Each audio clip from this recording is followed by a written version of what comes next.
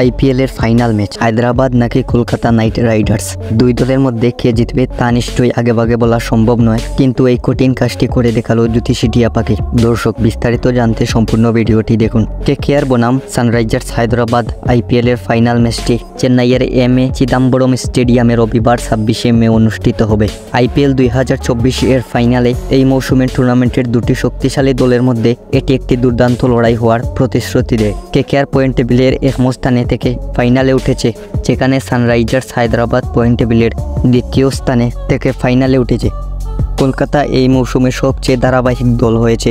অপরদিকে সানরাইজার্স হায়দ্রাবাদ একটি দুর্দান্ত স্কোয়াডের অধিকারী এবং এই বছর পেট কামিন্স দুর্দান্তভাবে নেতৃত্ব দিয়েছেন। এছাড়াও ট্রাভিস হেড, অভিষেক শর্মা এবার দুর্দান্ত পারফরমেন্স করেছেন। এদিকে দুই দলের মধ্যে কে জিতবে তা জানালো জ্যোতিষী টিয়া পাখি। জ্যোতিষী টিয়া পাখির সামনে দুই দলের দুটি পতাকা রাখা হয় এবং পাখিটি সানরাইজার্স হায়দ্রাবাদের পতাকাটি পছন্দ করে। তো দর্শক, আপনার কি মনে হয় দুই দলের মধ্যে কোন দল জিতবে? জানিয়ে দিন আপনার মতামত কমেন্ট বক্সে।